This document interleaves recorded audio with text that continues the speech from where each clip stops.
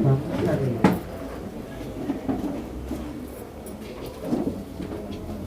Cuando salió Israel de Egipto, la casa de Jacob de un pueblo extranjero, Judá vino a ser su santuario e Israel su señorío. El mar lo vio y huyó. El Jordán se volvió atrás. Los montes saltaron como carneros, los collados como corderitas. ¿Qué sucedió, mar, que viste? Y tú, Jordán, que te volviste atrás. Montes, ¿por qué saltasteis como carneros y vosotros collados como corderitos? A la presencia de Jehová tiembla la tierra, a la presencia del Dios de Jacob, el cual cambió la peña en estanques de agua y en fuentes de agua en la roca. Vamos a orar. Padre, tú eres el Dios Todopoderoso, el Señor de la creación. Tú eres el Dios que hace que las cosas sucedan. Señor, conocemos que has hecho milagros, señales y prodigios a favor de tu pueblo. Que eres un Dios que ha intervenido en la historia a favor de los que tú amas, como cantábamos ahora en la alabanza. Siempre estás de nuestro lado. Por eso hoy, Señor, venimos y clamamos que tú, Dios, nos des un corazón grande para creer, un corazón, Señor, confiado en ti. Que tú, Señor, quites cualquier mentira y cualquier duda que haya en nuestro corazón. Que tú quites de nuestro corazón cualquier creencia errónea que tengamos, que nos aleje de entender que tú siempre estás en control de todo. Que tu Dios nos des ojos para ver tus obras, tus señales, tus prodigios, tus milagros y tus maravillas que son cada día. Que tu Señor nos des oídos para oír los testimonios que hay sobre ti. En Cristo Jesús. Amén. Bueno, este salmo, si ustedes lo ven, es un salmo que se refiere, empieza y nos menciona varias cosas. Nos menciona Egipto. Nos menciona, dice que el mar lo vio, el Jordán, que es el río Jordán, se volvió atrás, y nos habla de una serie de cosas. Cuando este salmo nos está hablando de todo eso, si usted se pone a hacer la cuenta, está hablando más o menos de 50 años que transcurrieron en la vida del pueblo de Israel. ¿Sí? Entonces, resume en 2 versículos todo lo que pasó durante 50 años. Para que aprenda cuando en el colegio le digan resumen, ahí tiene un ejemplo de un resumen, ¿cierto? 50 años de historia en 2 versículos. Y es un salmo que se compone o que es escrito 1000 años después, porque este salmo no aparece que lo escribió el rey David, sino que fue escrito después, y si se escribió después quiere decir que se escribió vienen los reyes, después de los reyes entonces Israel se corrompe, Dios los castiga y los manda al exilio y son exiliados en Babilonia. Y después de Babilonia viene un rey que dice no, que todos los judíos regresen a su tierra a adorar a su Dios, y regresan. Y ahí se da la reconstrucción de la ciudad y del templo y todo. Entonces es de esperar que este salmo se haya escrito en ese tiempo. Si fue en ese tiempo, es una persona que está contando 1000 años después lo que pasó en esos 50 años, ¿sí? Y uno se pregunta ¿por qué una persona habrá querido volver a hablar de esto, ¿cierto? Que era lo que ese salmista, ese cantante, era un compositor. Hoy en día son compositores, ¿no? Y hay que ayudar a usted porque como Sandra ya no está para contextualizar. Un compositor, él quiso componer una canción, ¿cierto?, donde se cantara algo que alabara al Señor, algo que nos contara algo de quién es Dios, y escogió este tema. Y uno dice, ¿por qué escogió este tema? ¿Cierto? ¿Qué se habrá puesto a pensar este compositor? Bueno, yo quiero dejar algo que las generaciones futuras recuerde, ¿qué es lo que la generación futura tiene que recordar? Yo no sé si usted alguna vez se ha puesto a pensar, bueno, cuando yo ya me muera, ¿qué debe ser lo que las personas que sigan después de mí deben conocer?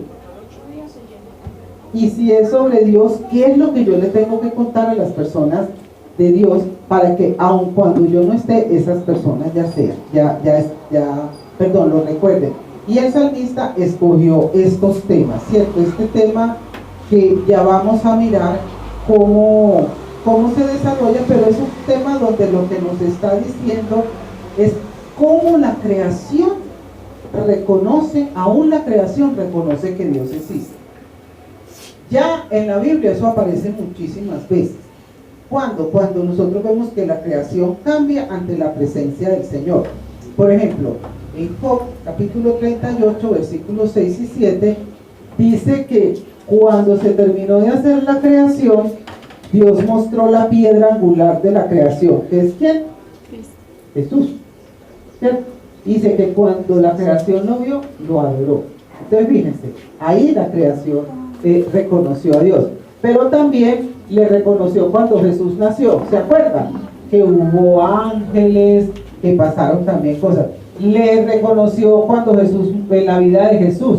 Recuerden que cuando él iba en el mar había una tormenta, Jesús se apareció, la tormenta se quedó quieta. Como cuando los niños están portando mal en la casa y llega la mamá, todos se quedan así quietos. Es más o menos algo así fue, ¿cierto? Lo reconoció en su muerte, la tierra tembló. Lo reconoció en su resurrección, la tierra tembló. Entonces la naturaleza ha reconocido a Dios siempre, y en estos eventos también lo reconoció, ¿cierto?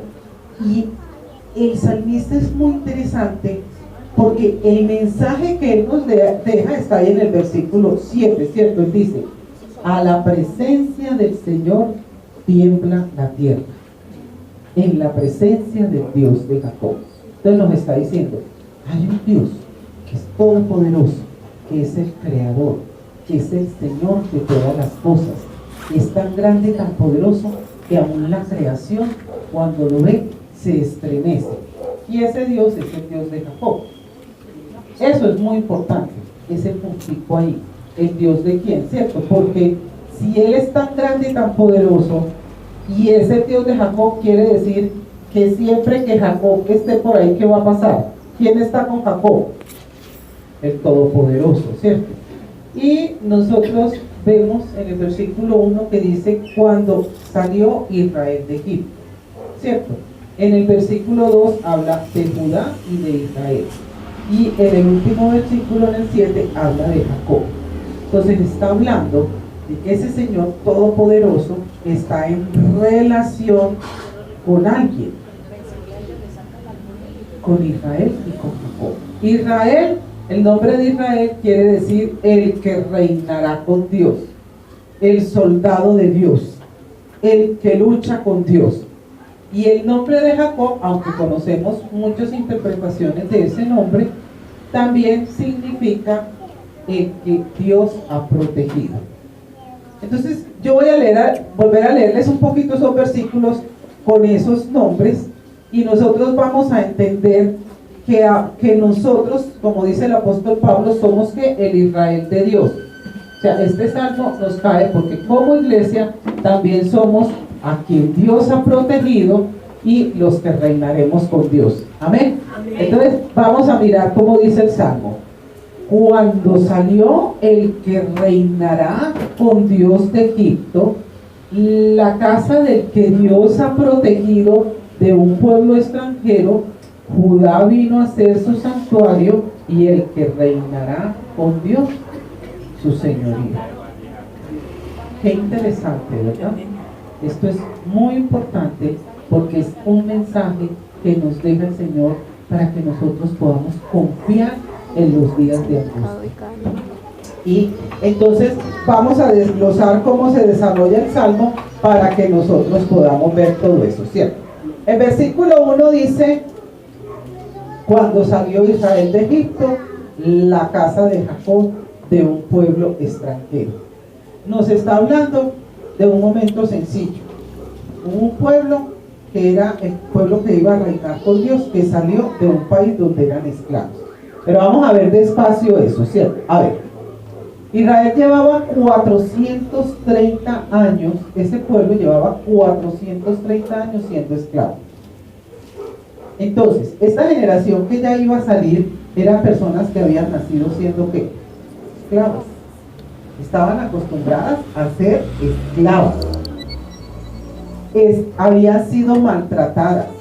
Si ustedes leen, que me imagino que en su casa van a volver a leer el libro de Éxodo, ustedes ven en su casa, van a ver que como les empezaron a tener miedo porque eran como un pueblo muy poderoso, entonces los empezaron a oprimir y a maltratar mucho más. Y eso fue lo que empezó como a pasar con ellos, ¿cierto? Entonces era un pueblo que estaba siendo maltratado. Aparte de eso, en el momento que salió, antes de que Israel hubiera salido de Egipto, ¿qué habían pasado? ¿Qué había pasado esos días antes? O esos meses antes. Las plagas de Egipto. Esas plagas que nosotros vemos que ocurrieron ahí en Egipto, pues no había sido tan sencillo, ¿cierto? ¿Qué plagas fueron? Miren, hubo una donde todo el agua que había se volvió sangre. Hubo otra donde hubo moscas por todas partes. Hubo otras que se llenaron de ranas que hasta los destruían. Llegó la langosta y se los comió. Llegó el granizo, llegó la escarcha, ¿cierto? Y terminó con todo el ganado.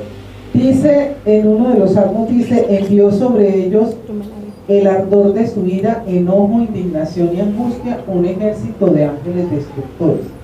Eso ocurrió antes de enviar, cuando Dios fue a enviar la plaga, una de las plagas que voy a hablar un poquito, que es la de las tinieblas. Antes de enviar esa plaga, Dios le dijo al faraón, yo estoy supremamente enojado contigo y te voy a mandar todo el furor de mi ira. Y le mandó la plaga de las tinieblas, ¿sí? Fue de las penúltimas que mandó, y por eso un salmista en el Salmo 78, si después quieren mirar, dice, envió sobre ellos el ardor de su ira, enojo, indignación y angustia, un ejército de ángeles destructores, ¿cierto? Entonces, si nosotros vemos realmente, estaban ocurriendo cosas como un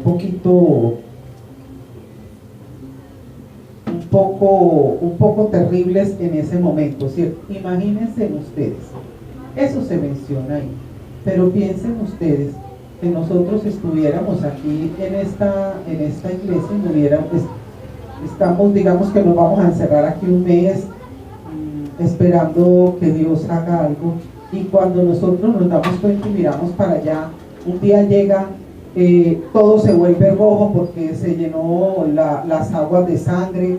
Al otro día vemos que por allá en la ciudad no se ven sino moscas. Otro día vemos que no se ve sino puras ranas, que después empieza a caer un aguacero tan horrible que cae granizo. ¿Qué empezamos nosotros a sentir? ¿Ah? Se acabó el mundo, pero ¿qué sentimos? Eso es lo que pensamos. ¿Qué sentimos? Miedo. Entonces, al pueblo de Israel, al que iba a gobernar con Dios, no le llegaron las plagas. Si ustedes miran bien en el libro de Éxodo, dice que a ellos nunca los tocó ninguna plaga, pero las estaban viendo y tenían que temor. Sigamos. Resulta que cuando Dios se enojó muchísimo más, llegó y les dijo, yo voy a mandar las tinieblas. Esas tinieblas que Dios mandó, dice en la Biblia que eran densas, eran tan oscuro, que se podía tocar la oscuridad. Ninguno de los que estamos aquí, creo que a excepción de las dos hermanas que ya son abuelitas, nunca ha conocido la oscuridad. Porque hoy en día uno, aunque se encierre en la pieza y apague la luz y ponga de esas cortinas que son negras, el blackout, igual no queda oscuro, porque por los satélites y todo, los satélites nunca vemos una oscuridad completa. Pero los que tenemos más edad, ¿se acuerdan de esas casas antiguas que apagaban la luz y uno era miedoso, usted era negro, negro pero oscuro. Y aquí están diciendo de esa oscuridad. Y dice en Biblia que el temor se había apoderado de todo el mundo. Aún los israelitas tenían temor. Entonces venían de varios días, de muchos días, yo no sé bien si meses, pero ¿qué era lo que estaban sintiendo? Temor. Una pelea, aquí estamos bien, aquí estamos seguros, a nosotros no nos está pasando. Moisés viene y nos dice que sí, que todo esto es de parte de Dios, pero yo que estoy viendo eso. Y el día que fueron a salir de Egipto, entonces el Señor les dijo, bueno, ustedes van a tener una cena especial. ¿A cuánto les gustan las cenas especiales? Amén. Bueno, ya les voy a contar cómo fue esto y me dicen si hubieran querido estar en esta. Ustedes van a tener una cena especial, van a matar un corderito, lo van a asar, la sangre la van a pegar en la puerta, porque es que va a haber toque de queda. Nadie va a poder salir de sus casas. Y yo voy a pasar, si ahí está la sangre, yo paso y no mato a nadie, pero de resto, por toda esta tierra yo voy a pasar acabando con todo el mundo, con los primogénitos, ¿no? Esa era la cena. Fuera de eso, ustedes van a comer, el cordero se lo van a comer asado y lo van a acompañar con hierbas amargas. ¿A cuánto les gusta la hierba amarga? Entonces era un cordero, comían hierbas amargas, para que no les sepa muy maluco, van a comer pan. El pan sí les gusta, pero sin levadura, o sea, un pan duro que no sabía cómo a nada. Esa era la comida. Yo digo, bueno, todavía, ¿ya no les está gustando la comida especial o sí? Bueno, fuera de eso, se la van a comer rápido. Ya no sé, eso como cuando uno está atragantado. Yo digo, hasta ahí llegué yo, porque a mí me gusta comer rápido, me gusta comer bien despacio, dame mi tiempo, sentarme, saborear. No, rápido. Ok, ¿todavía van a ir a la cena especial o no? No, bueno, pero les sigo diciendo, fuera de eso, ustedes no se van a sentar para comerse eso. No, señor, de pie. Y van a estar vestidos como quien está listo para salir corriendo, ¿sí? Porque él les dice, se ponen su túnica, se ciñen. Se ceñían era porque si uno iba a correr, pues ustedes saben que si un vestido es muy largo hay que cogerlo aquí para que uno pueda correr fácil. O sea, ustedes van a estar listos como para salir de una emergencia. Esa fue esa noche. Y eso no es nada. Dice en Éxodo que a medianoche pasó el ángel del Señor y se oían los gritos del país de Egipto, porque en cada casa había un muerto, todos los primogénitos. Qué escena tan especial, ¿cierto? Esa fue la noche, esa es esa noche que aquí se relata. Camilo, estoy perdida con esta cosa. Debe llegar aquí. Pero un poquito, no me quiere bajar.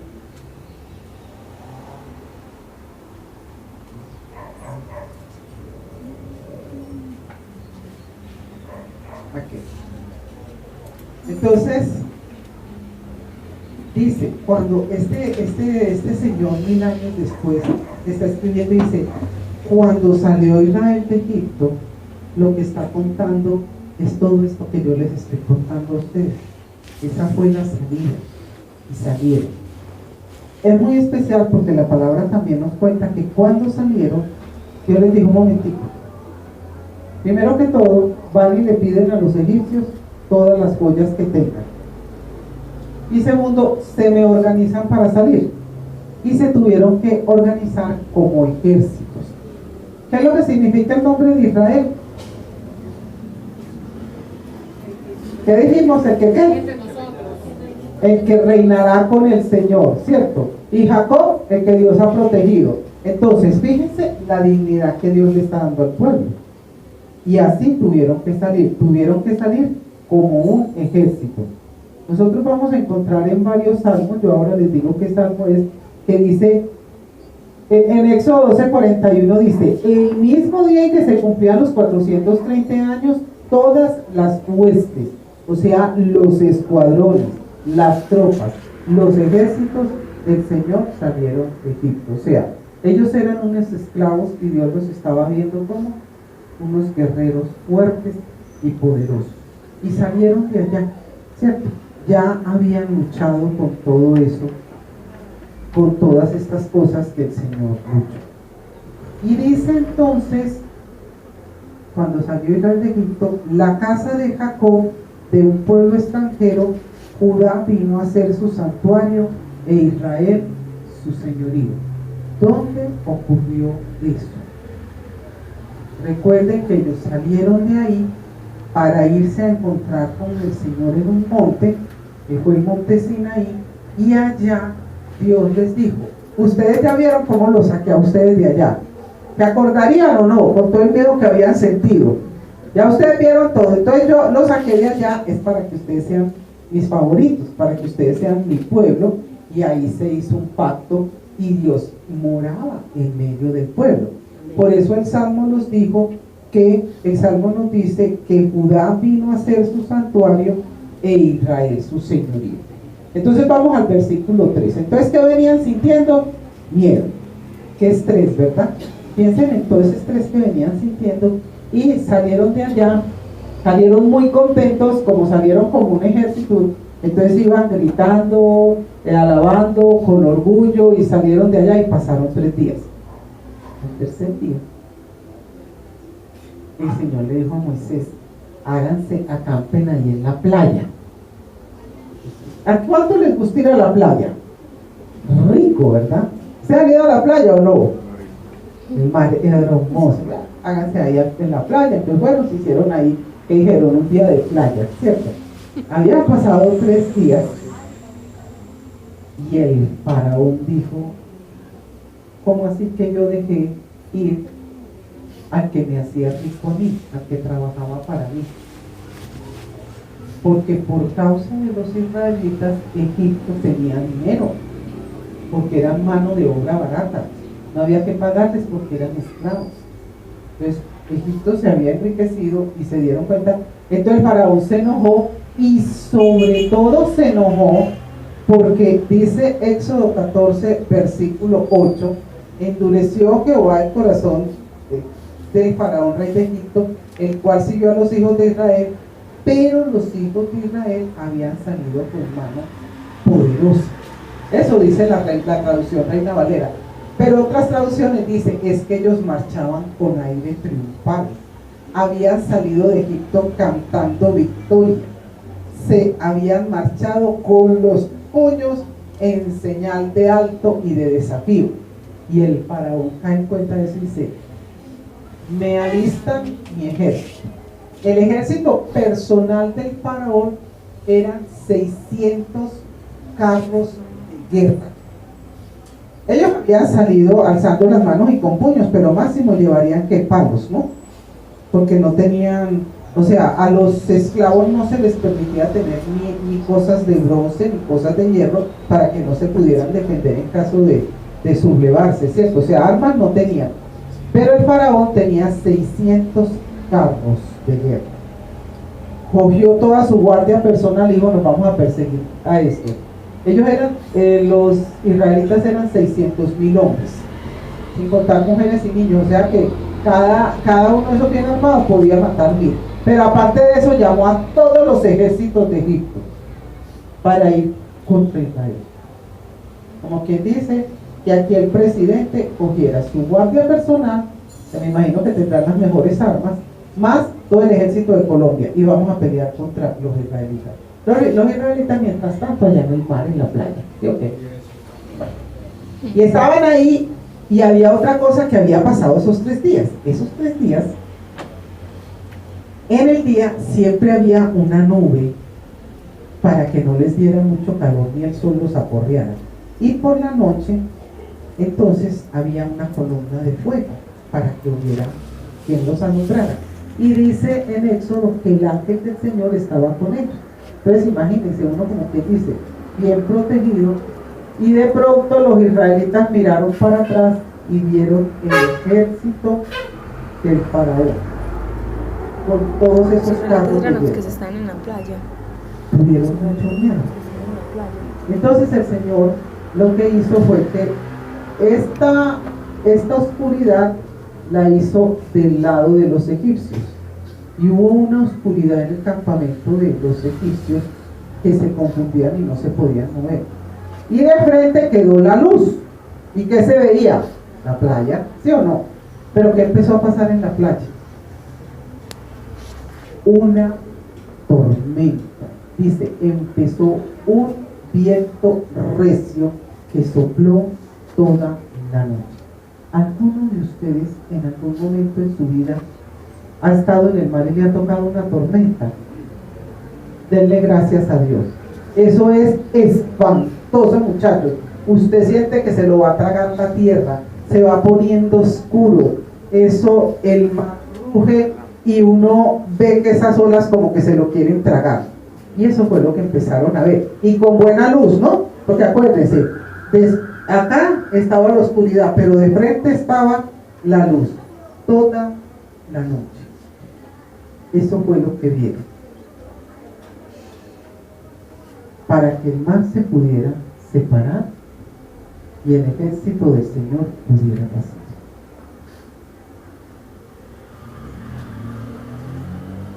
Y el salmista dice, el mar vio a Israel y huyó. El mar vio a aquel que reinaría con el Señor y huyó. Y Moisés estaba parado allá con la vara. Ya.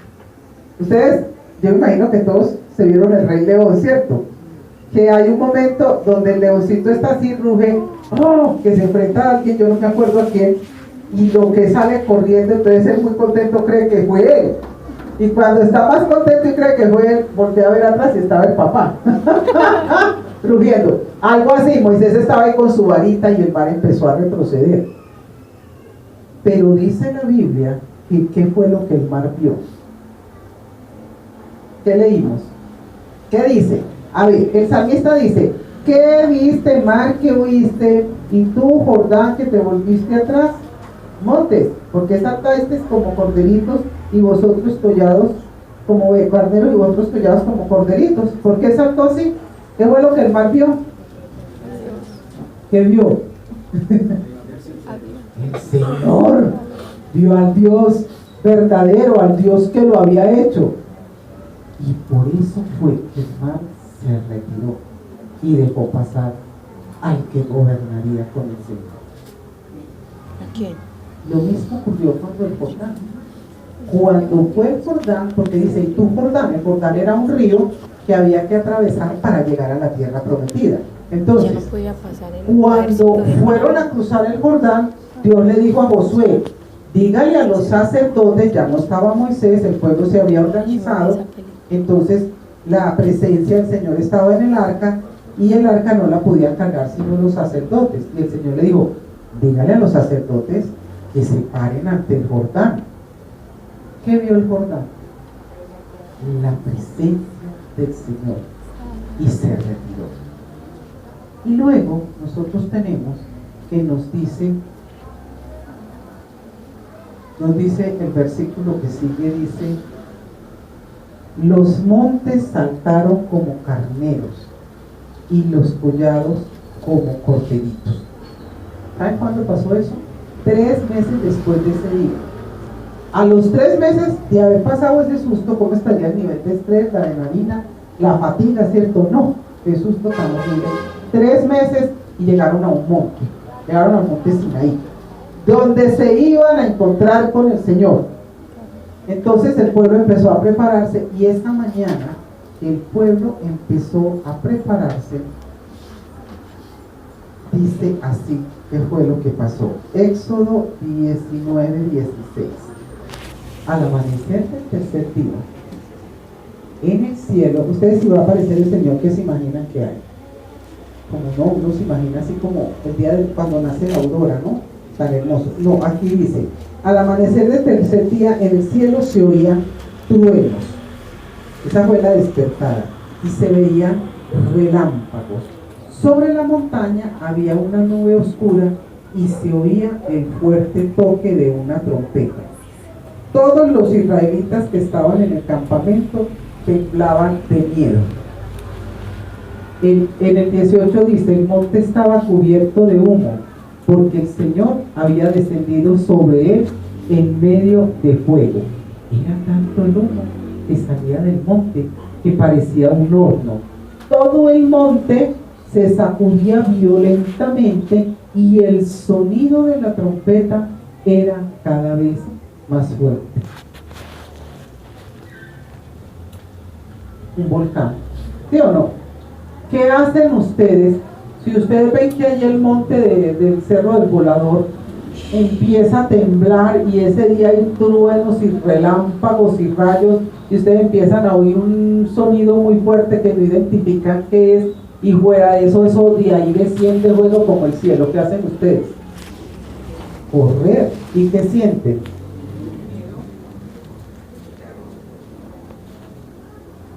Y 1000 años después el salmista nos dice